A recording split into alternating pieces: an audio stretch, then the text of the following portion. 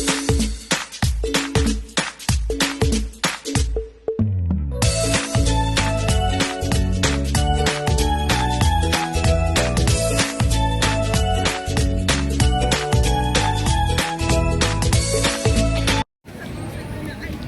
guys, nasa cycling pala ako. Dito muna ako umupo sa ilalim ng kahoy. Ayan o, yung pinakamatandang kahoy dito sa cycling. Ayan. Dito muna tayo kasi mas mahangin dito sa ilalim ng puno. Tapos, ayan. Naghihintay ako ng hanggang mag 5. Tapos maglalakad na tayo, punta tayo ng church ulit kasi nga may pamamahayag.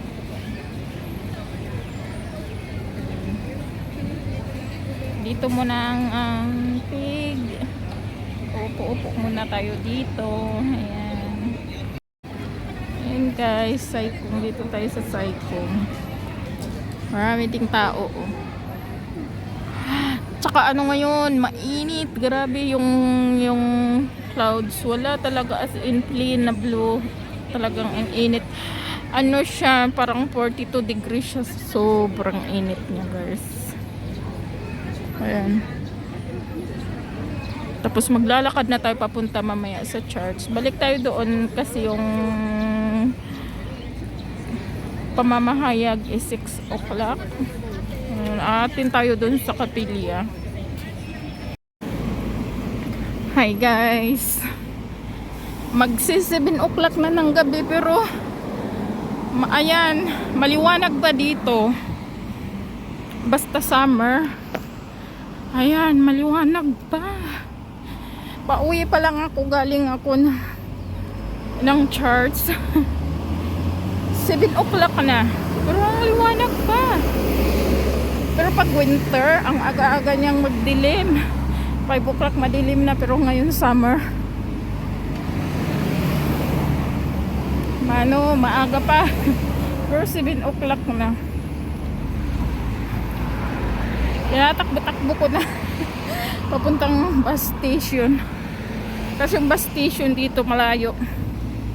It takes time, 15 minutes. O wala lang. Pero ako kasi, ayan, bibidyo din.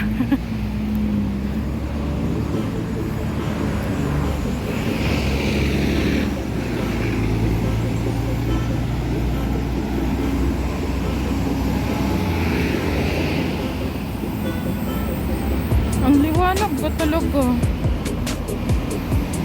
Hindi ka matatakot kasi 7 o'clock ang liwanag.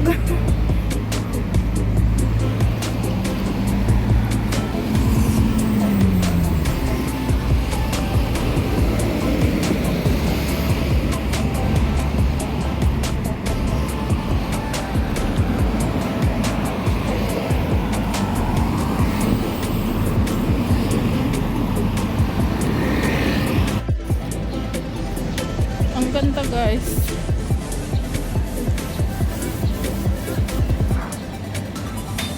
Wow, yung black oh. Ang ganda.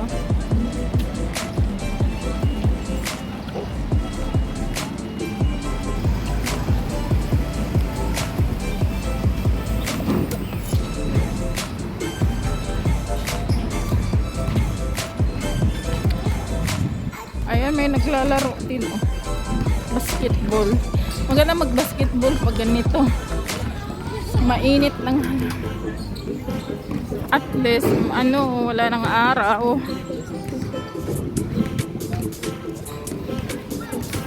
Madilim na talaga guys. Uy,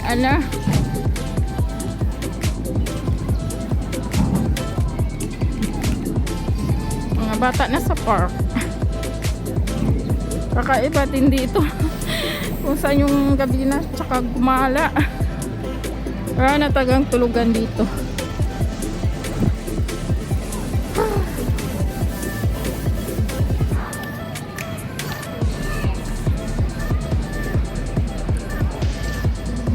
Maliwanag pa kasi.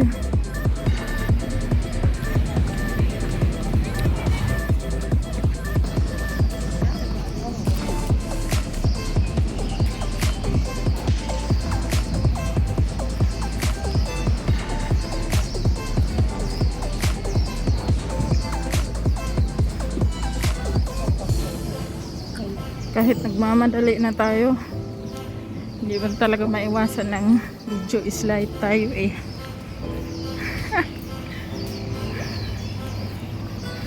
So sana all ginabi. Ang daming paninda oh. Ang mga pang swimming.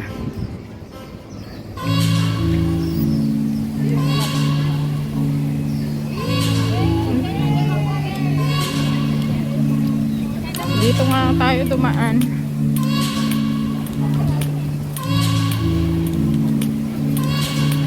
Yung street dito maraming kainan. Yung iba nagsarado na. Ayun. Daming paninda.